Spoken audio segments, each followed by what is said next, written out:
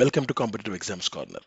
Citizenship amendment act 2024 ఈ concept గురించి కొన్ని ముఖ్యమైన అంశాలని, కొన్ని ముఖ్యమైన పాయింట్స్ని ఇప్పుడు తెలుసుకుందాం. సో ముందుగా ఈ సిటిజన్షిప్ అమెండ్మెంట్ యాక్ట్ గురించి ఒక స్మాల్ ఇన్ఫర్మేషన్ నేను మీకు ఇస్తాను. తర్వాత లోతుగా పరిశీలిద్దాం.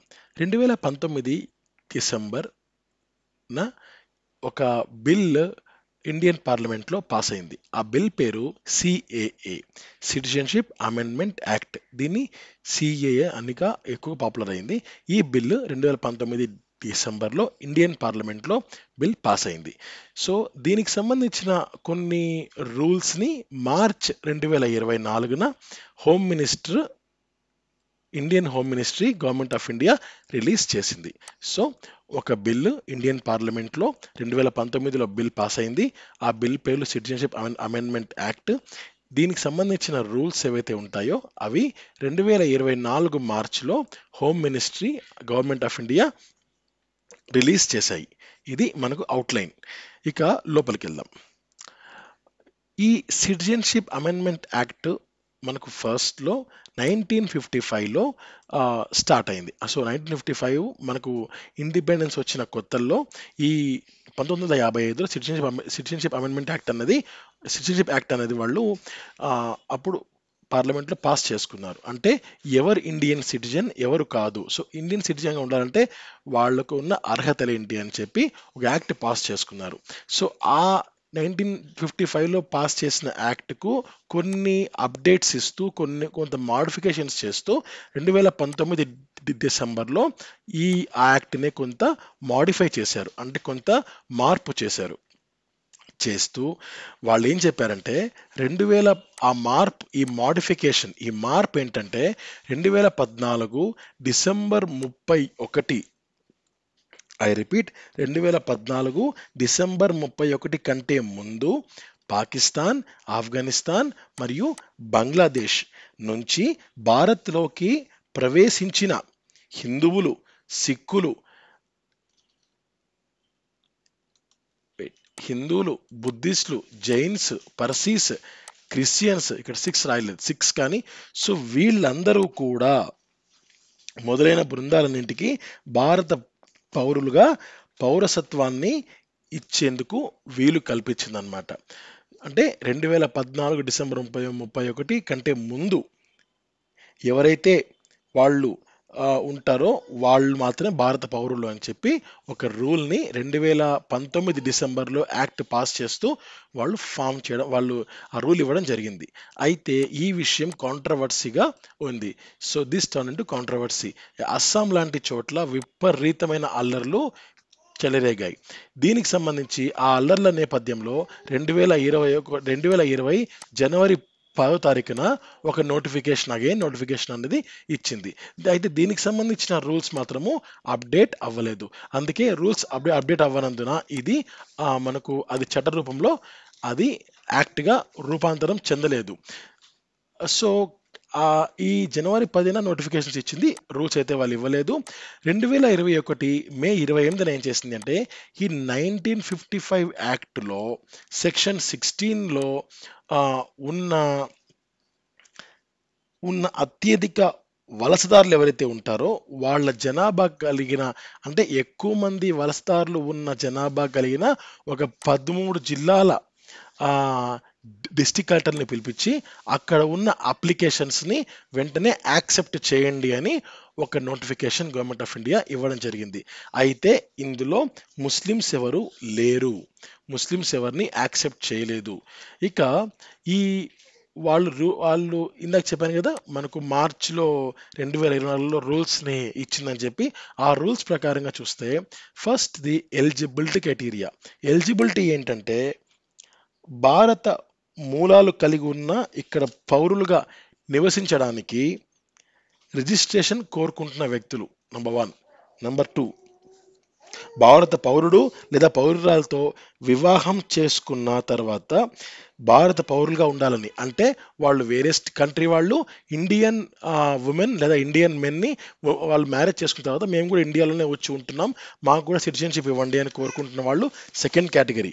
3వ కేటగిరీ భారత పౌరులుగా రిజిస్ట్రేషన్ కోరుకుంటున్న భారత పౌరుల పిల్లలు. వాళ్ళు మూడో కేటగిరీ. ఇక fourth rule form 80A. Form 80A అంటే ఈ ఒక ఇండియాలో సహజమైన సిటిజన్షిప్ కోరుకుంటున్న వాళ్ళు ఎవరైతే ఉంటారో వాళ్ళు ఇచ్చే పత్రాన్ని ఫామ్ 80A అంటారు. అంటే నాకు కావాలి అని చెప్పి వాళ్ళు ఒక ఫామ్ ఫిలప్ చేసి ఇస్తారు అధికారులకు. ఆ ఫామ్ని ఫామ్ 80A అని పిలుస్తాము. అయితే ఇక్కడ ఎవరైతే కోరుకుంటున్నారో సిటిజన్షిప్ కావాలని వాళ్ళు ఈ ఫామ్ 80Aని కంప్లీట్గా ఫిల్ చేసి ఇవ్వాల్సి ఉంటుంది. సో దీని ద్వారా ఆ వ్యక్తులకు సంబంధించిన కొంత ఇంపార్టెంట్ ఇన్ఫర్మేషన్ కానీ వాటికి సంబంధించిన పర్సనల్ ఇన్ఫర్మేషన్ కానీ అవన్నీ అందించాల్సి ఉంటుందన్నమాట. సో ఆ ద్వారా వాళ్ళకు గుర్తింపు లభిస్తుంది.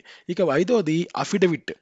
అఫిడవిట్ అంటే ఏంటంటే మేము చెప్పిన వివరాలన్నీ కరెక్టే, ఇందులో అబద్ధాలు ఏం లేవు అని ఆ అప్లికేషన్ ఫిల్ చేసిన వ్యక్తి ఒక రాతపూర్వకంగా రాసి ఇవ్వాల్సి ఉంటుంది. అది అఫిడవిట్. ఆరోది పర్సనల్ ఐడెంటిఫికేషన్.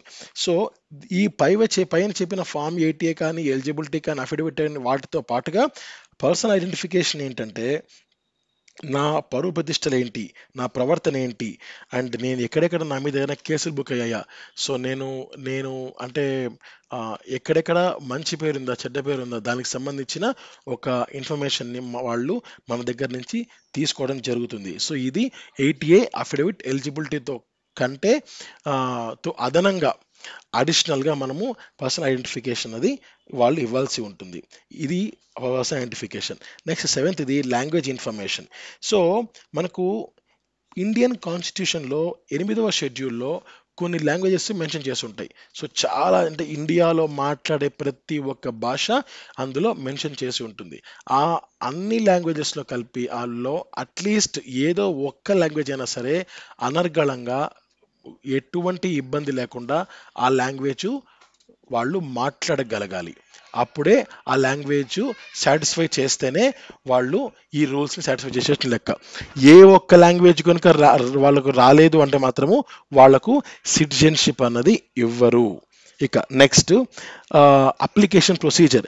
ఇదేంటంటే ఎలక్ట్రానిక్ పద్ధతిలో చేయాల్సి ఉంటుంది. ఆ కేంద్ర ప్రభుత్వం వాళ్ళు చెప్పిన జిల్లా స్థాయి వాళ్ళకు వాళ్ళు చెప్పిన ఒక స్థాయి కమిటీ వాళ్ళకు ఈ యొక్క అప్లికేషన్ని మనం సబ్మిట్ చేయాల్సి ఉంటుంది అనమాట.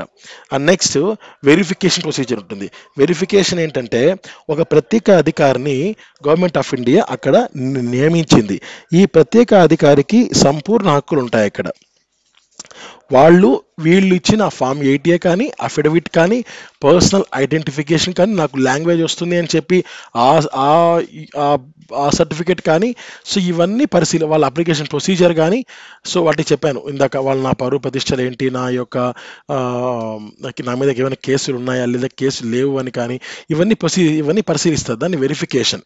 సో ఈ వెరిఫికేషన్లో కంప్లీట్గా చేస్తారనమాట. సో అంత వెరిఫికేషన్ అంతా పూర్తయిన తర్వాత ఆ అధికారి అంతా ఓకే అనుకున్న తర్వాత ఈ 1955లో సెకండ్ షెడ్యూల్లో ఒక మ్యాటర్ ఉంది. అదేంటంటే వాళ్ళు ఒక ప్రతిజ్ఞ చేయిస్తారు. అంటే నేను ఇండియన్ సిటిజన్గా నేను ఉంటున్నాను, సో నాకు ఎటువంటి ఇబ్బంది లేదు, నేను మనస్ఫూర్తిగానే ఇండియన్ సిటిజన్షిప్ని అంగీకరిస్తున్నాను అని మనం వాళ్ళ ముందు ప్రతిజ్ఞ చేయాల్సి ఉంటుంది. అది పరిశీలన. లాస్ట్ది డిక్లరేషన్ ఏంటంటే ఈ ప్రతి ఒక్క అప్లికేషన్ చేసుకున్న వ్యక్తి ఈ డిక్లరేషన్ని అంగీకరించాల్సి ఉంటుంది. అంటే ప్రస్తుతం ఉన్న ఈ దేశంలో మేము వీళ్ళు వలసదారులు కదా, ఇంతకుముందు మేము ఏ దేశంలో అయితే ఉన్నామో ఆ దేశంకి మాకు ఎటువంటి ఎగ్జాంపుల్ పాకిస్తాన్ అనుకోండి, పాకిస్తాన్కు మాకు ఇక్కడి నుంచి ఎటువంటి సంబంధం లేదు, మేము పూర్తిగా ఇండియాలో నివసించబోతున్నాము, ఇండియన్ సిటిజన్షిప్ మాకు సంపూర్ణంగా ఇష్టమే అని చెప్పి వాళ్ళు డిక్లరేషన్ చేయాల్సి ఉంటుంది. తర్వాత ఇక భవిష్యత్తులో ఎప్పటికీ ఇండియా కాకుండా వేరే కంట్రీకి వెళ్ళడానికి అనుమతి అన్నది ఉండదు. ఇది 10వ ముఖ్యమైన అంశం. సో ఇది ఈ సిటిజన్షిప్ అమెండ్మెంట్ యాక్ట్ 2024కి సంబంధించిన కొన్ని ముఖ్యమైన పాయింట్స్. Thank you. నమస్తే. జై హింద్.